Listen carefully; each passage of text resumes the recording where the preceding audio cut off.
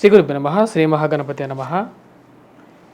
22 June నుండి 5 July వరకు అంటే రాబోతున్నటువంటి పౌర్ణమి నుండి అమావాస్య వరకు చంద్రమానం అనుసరించి గోచార రీత్యా ఈ యొక్క 15 రోజుల కాలం ఈ యొక్క పక్షం అనేది ఎలా ఉండబోతుందని చూద్దాం. సింహరాశి వారికి ఈ యొక్క 15 రోజుల కాలం పక్షకాలం ఎలా ఉంటుందని చూద్దాం. 22వ తారీఖున పౌర్ణమి నుండి 5వ తారీఖు జూలై 5వ తారీఖు అమావాస్య వరకు ఈ 15 రోజుల కాలం మనం గమనించినట్లయితే ఈ యొక్క 15 రోజుల కాలంలో సింహరాశి వారికి వచ్చేటప్పటికి అనుకూలమైనటువంటి కాలంగా చెప్పొచ్చు. ధన సంబంధితమైన విషయాల్లో అనుకూలమైనటువంటి ఫలితాలు పొందగలుగుతారు. రాజ్యస్థానంలో ఉన్నటువంటి గురువు అంత యోగ్యకారకుడు కాదు ఈ రాశి వారికి. కానీ లాభస్థానంలో ఉన్నటువంటి రవి అనుకూలమైనటువంటి ఫలితాలు ఇవ్వగలుగుతాడు అన్నమాట. త్రిగ్రహ యోగం అనేది ఒకటి ఫామ్ అయిందన్నమాట. రవి బుధుడు శుక్రుడు కలిసినటువంటి యోగం లాభస్థానంలో జరుగుతున్నప్పుడు అది అనుకూలమైనటువంటి ఫలితాలు ఎక్కువగా ఇవ్వగలుగుతుంది. ముఖ్యంగా ఈ రాశి వారికి వచ్చేటప్పటికి ఉన్నత స్థాయిలో ఉన్నటువంటి స్త్రీ పురుషులతో సత్సంబంధాలు అనేది ఏర్పరచుకోగలుగుతారు. మరియు ఫైనాన్షియల్ ఫ్లో అనేది పెరగటానికి ఆస్కారం అనేది గోచరిస్తున్నది. ఎప్పుడో నుంచి ముడిపడి జరగనటువంటి కార్యాలు కొంచెం ముందుకు జరగటం అనేది మానసికంగా కూడా కొంచెం ఆనందాన్ని కలిగించేటువంటి పరిస్థితి ఏర్పడుతూ ఉంటుందన్నమాట. ఉన్నత స్థాయిలో ఉన్నటువంటి స్త్రీ పురుషులతో సత్సంబంధాలు అనేది ఈ రాశి వారికి ఏర్పడగలుగుతాయి. అదేవిధంగా ఈ రాశి వారికి వచ్చేటప్పటికి 29వ తారీఖున వచ్చేటప్పటికి వ్యయ స్థానంలోకి బుధుడు వస్తున్నాడు. 29 నుండి ఈ రాశి వారికి వచ్చేటప్పటికి రాబోతున్నటువంటి జూలై 5వ తారీఖు వరకు కూడా అక్కడే ఉంటాడు అన్నమాట. అంటే వేరే కాంబినేషన్ లేకుండా అలోన్గా ఉంటాడు. ఆ టైంలో వచ్చేటప్పటికి దాని యొక్క ప్రభావం అనేది వీరికి పాజిటివ్ ఇంపాక్టే వస్తుంది అన్నమాట. కానీ ఈ రాశి వారికి సింహరాశి వారికి సప్తమంలో శనిగ్రహ సంచారం జరుగుతున్నప్పుడు వైవాహిక జీవితంలో చిన్న చిన్న మనస్పర్ధలు అనేవి ఎక్కువగా ఉంటాయి. ఆ విషయంలో జాగ్రత్తగా ఉండాలి. ప్రయాణ సంబంధితమైన విషయాల్లో కూడా అనుకూలమైనటువంటి ఫలితాలు ఎక్కువగా ఉండవు అన్నమాట. ప్రయాణ సంబంధితమైన విషయాల్లో అలసిపోవటం అనేది కూడా జరుగుతుంటుంది. అదేవిధంగా ఈ రాశి వారికి వచ్చేటప్పటికి ధనస్థానాల్లో వచ్చేటప్పటికి కేతువు, అష్టమంలో రాహువు, ఇది ప్రతికూలమైనటువంటి ఫలితాలు ఎక్కువగా ఇస్తుంది అన్నమాట. దీని ప్రభావ రీత్యా వచ్చేటప్పటికి ఇది అనుకూలమైనటువంటి ఫలితాలు ఇవ్వదు.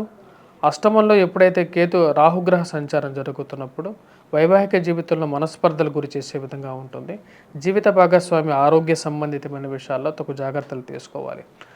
ధనస్థానాల్లో ఈ రాశి వారికి వచ్చేటప్పటికి ఈ రాశి వారికి ధనస్థానంలో ఎప్పుడైతే కేతుగ్రహ సంచారం జరుగుతుంటుందో ఇరుగు పొరుగు సఖ్యత విషయంలో జాగ్రత్తగా ఉండాలి. ఫైనాన్షియల్ రొటేషన్స్ స్పెక్యులేషన్స్ విషయంలో ఇన్వెస్ట్మెంట్స్ అనేది జాగ్రత్తగా ఉండాల్సినటువంటి ముఖ్యమైనటువంటి సూచన. అదేవిధంగా ఈ రాశి వారికి మనం మిగతా విషయాలు గమనించినట్లయితే మిగతా విషయాల్లో విద్యా సంబంధితమైన విషయాల్లో జాగ్రత్తలు అనేది చాలా అవసరం. కష్టపడి చదవవలసినటువంటి ముఖ్యమైనటువంటి సూచన. విద్యార్థులు కష్టపడి చదివితే కానీ ఒక మంచి ఉత్తీర్ణత సాధించలేనటువంటి పరిస్థితి ఏర్పడుతూ ఉంటుంది. కానీ ఈ యొక్క 2 వారాలు ఈ రాశి వారికి అనుకూలంగా ఉంటుంది. ఎందుకంటే 16వ తారీఖు నుంచి ఈ రాశి వారికి వచ్చేటప్పటికి రవి యొక్క సంచారం అనేది లాభస్థానంలో జరుగుతున్నప్పుడు అది అనుకూలమైనటువంటి ఫలితాలు ఎక్కువగా ఇవ్వడం జరుగుతూ ఉంటుంది అన్నమాట. రాజ్యస్థానంలో జరుగుతున్నటువంటి గురువు వచ్చేటప్పటికి యోగ్యాన్ని ఇవ్వడు. ఇది శాస్త్రం. ఇది గోచార రీత్యా రాజ్యస్థానంలో జరుగుతున్నప్పుడు గురువు అనుకూలత ఇవ్వడు. అదేవిధంగా రాశి వారికి వచ్చేటప్పటికి మిగతా విషయాలు మనం గమనించినట్లయితే భాగ్యస్థానాల్లో వచ్చేటప్పటికి కుజగ్రహ సంచారం జరుగుతున్నది. కుజుడు ఎప్పుడైతే భాగ్యస్థానంలో సంచారం చేస్తున్నా సరే మిశ్రమమైనటువంటి ఫలితాలు ఎక్కువగా ఇస్తాడు. రావాల్సినటువంటి ఏవైనా కొన్ని విషయాలు దగ్గర దాకా వచ్చి దూరంగా జరగటం అనేది జరుగుతుంటుంది. కాకపోతే ఈ రాశి వారికి ఈ 2 వారాలు అనుకూలంగానే ఉందన్నమాట. ముఖ్య కారణం వచ్చేటప్పటికి రవి యొక్క అనుకూలత అనేది అనుకూలంగా ఉంది. ఇది ప్రమోషన్స్ కానీ ఇంక్రిమెంట్స్ కానీ దూర ప్రాంత ప్రయాణ సంబంధితమైన విషయాల్లో కానీ అనుకూలత ఇవ్వగలుగుతుంది. మరి అదేవిధంగా పెద్ద స్థాయిలో ఉన్నటువంటి వారి యొక్క సయోధ్య పొందడం అనేది జరుగుతుందన్నమాట. అంటే మీరు కోరుకున్నా సరే వారిని అపాయింట్మెంట్ దొరకదు. కానీ వారి యొక్క అపాయింట్మెంట్ మీరు దొరకాలి అంటే అది మీకు యోగ్యత కలిగి ఉండాలన్నమాట. అటువంటి ఒక మంచి అనుకూలమైనటువంటి ఫలితం పొందగలుగుతారు. మరి అదేవిధంగా సన్మానాలు జరగడానికి కూడా కారకంగా ఉంటుందన్నమాట. మంచి అనుకూలమైనటువంటి స్థాయిగా చెప్పవచ్చు. ఇది భాగ్యస్థానంలో ఉన్నటువంటి కుజుడు మటుకు అంత అనుకూలత ఇవ్వట్లేదు. కుజగ్రహ అనుకూలత రీత్యా ప్రతికూల రీత్యా వచ్చేటప్పటికి ముఖ్యంగా తండ్రి గారికి ఆరోగ్య సంబంధితమైన విషయాల్లో కొంచెం జాగ్రత్తలు అనేది అవసరం. అలాగే ప్రయాణ సంబంధితమైన విషయాల్లో కూడా జాగ్రత్తతో కూడుకున్నటువంటి ప్రయాణం చేస్తే అనుకూలమైనటువంటి ఫలితాలు ఎక్కువగా పొందడం అనేది జరుగుతుంది. విద్యా సంబంధితమైన విషయాలు కూడా మనం కరెక్ట్‌గా మాట్లాడితే విద్యార్థులు మటుకు కొద్దిగా కష్టపడి చదవాల్సినటువంటి ముఖ్యమైనటువంటి సూచన. మనం 2 వారాలు గమనించినట్లయితే మొదటి వారం కన్నా 2 వారాల్లో కొంచెం అనుకూలత అనేది ఎక్కువగా ఉంటుంది. ఎందుకంటే లాభస్థానంలో రవితో కూడుకున్నటువంటి బుధుడు 29వ తారీఖున వచ్చేటప్పటికి ఈ యొక్క రాశి వారికి వ్యయ స్థానంలోకి 12వ ఇంట్లోకి రాబోతున్నాడు అనమాట. ఎప్పుడైతే బుధుడు 29వ తారీఖు తర్వాత రాబోతున్నటువంటి ఈ యొక్క వ్యయ స్థానంలోకి వస్తున్నాడో అప్పటి నుంచి రాశి వారికి వచ్చేటప్పటికి మనీ ఫ్లో అనేది కొంచెం పెరిగే విధంగా ఉంటుంది. వడ్డీ వ్యాపారస్తులకు కానీ లేకుండా ఉంటే ఫైనాన్షియల్ స్పెక్యులేషన్స్ చేసే వారికి కానీ ఇది కొంచెం కలిసి వచ్చే విధంగా ఉంటుందన్నమాట. కొన్ని రోజుల పాటు ఇది కలిసి వచ్చే విధంగా ఉంటుంది. రాజకీయ పరంగా వచ్చేటప్పటికి ఇది కొంచెం అనుకూలమైనటువంటి ఫలితంగానే చెప్పొచ్చు. లాభస్థానాల్లో ఉన్నటువంటి రవి అనుకూలత అనేది బాగా కలిసి వచ్చే విధంగా ఉంటుందన్నమాట. ఉద్యోగపరంగా నూతన ఉద్యోగ ప్రయత్న సంబంధితమైన విషయాల్లో అనుకూలత పొందగలుగుతారు. చేస్తున్నటువంటి ఉద్యోగంలో ఇష్టం లేనటువంటి వారు దూర ప్రాంతంగా వేరే చోట ఉద్యోగం చెయ్యాలి అని మీ యొక్క ఆలోచన అనేది బయటికి రావటం, దానికి తగినట్టుగా ఒక మంచి అవకాశం పొందడం అనేది కూడా ఒక మంచి అనుకూలమైనటువంటి ఫలితాలు ఇవ్వగలుగుతుందన్నమాట. అది మానసిక సంతృప్తికి గల కారకంగా తయారవుతుంది. మరియు అదేవిధంగా ఈ రాశి వారికి వచ్చేటప్పటికి ఈ యొక్క వారం 2 వారాలు వచ్చేటప్పటికి మొదటి వారంలో కొంచెం సానుకూలంగా ఉన్నప్పటికీ రెండో వారంలో ఎక్కువగా అనుకూలమైనటువంటి ఫలితాలు పొందగలుగుతారు. గ్రాడ్యువల్ ఇంప్రూవ్మెంట్ అనేది ఉంటుంది. కెరియర్ పరంగాను విద్యార్థులు వారి యొక్క చదువులో కూడా వచ్చేటప్పటికి ఒక గ్రాడ్యువల్ ఇంప్రూవ్మెంట్ అనేది గమనించవచ్చు.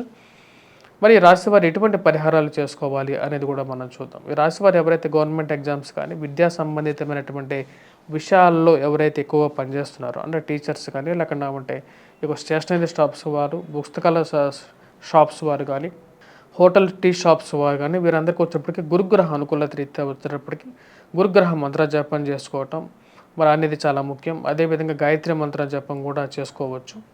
గురువారం పూట ముఖ్యంగా వచ్చేటప్పటికి దత్తాత్రేయ స్వామి ఆరాధన అనేది చేసుకోవాలి. అది చాలా అనుకూలమైనటువంటి ఫలితాలు ఎక్కువగా ఇస్తుందన్నమాట.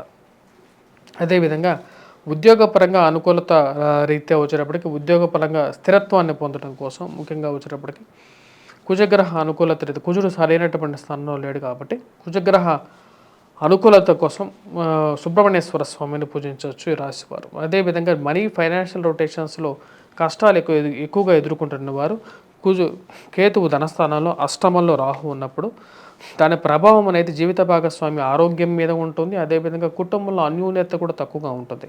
మీరు ఒకటంటే వాళ్ళు 2 అంటారు, వాళ్ళు 2 అంటే మీరు 3 అంటారు. ఇలా చిన్నకి గాలివానగా మారుతుంటుంది అన్నమాట. ఇది వైవాహిక జీవితంలో ప్రభావం అనేది ఎక్కువగా చూపిస్తుంటుంది. కాబట్టి రాహుకేతులు ఇద్దరికి పరిహారం అనేది చేసుకోవాలి. రాహుగ్రహ మంత్ర జపం, కేతుగ్రహ మంత్ర జపం అనేది చేసుకోవాలి. సప్తమంలో కూడా వచ్చేటప్పటికి శనిగ్రహ జపం, శని ఉన్నాడు కాబట్టి శనికి వెంకటేశ్వర స్వామి ఆరాధన చేసుకుంటే సరిపోతుంది అన్నమాట. మరియు అదేవిధంగా ప్రతినిత్యం మెడిటేషన్ చేసుకున్నట్లయితే సానుకూలమైనటువంటి ఫలితాలు ఎక్కువగా పొందడం అనేది జరుగుతుంది రాశి వారికి. ఈ రాశి వారికి వచ్చేటప్పటికి ముఖ్యంగా మనం గమనించినట్లయితే రాజకీయ నాయకులకు వచ్చేటప్పటికి కొంచెం ప్రతికూలమైనటువంటి ఫలితాలుగా ఉంటాయి. ఎందుకంటే భాగ్యస్థానాల్లో ఎప్పుడైతే కుజుడు ఉంటాడో అది రాజకీయంగాను మరియు రియల్ ఎస్టేట్ పరంగాను కొంచెం ప్రతికూలమైనటువంటి ఫలితాలు అనేవి ఎక్కువగా ఉంటాయి. ఆ విషయాన్ని మనం గమనించాలి. ఈ విషయాన్ని మనం గమనించినట్లయితే కంపల్సరీగా సుబ్రహ్మణ్యేశ్వర స్వామిని పూజించినట్లయితే సానుకూలమైనటువంటి ఫలితాలు అనేది పొందడం అనేది జరుగుతుందన్నమాట. స్వస్తి.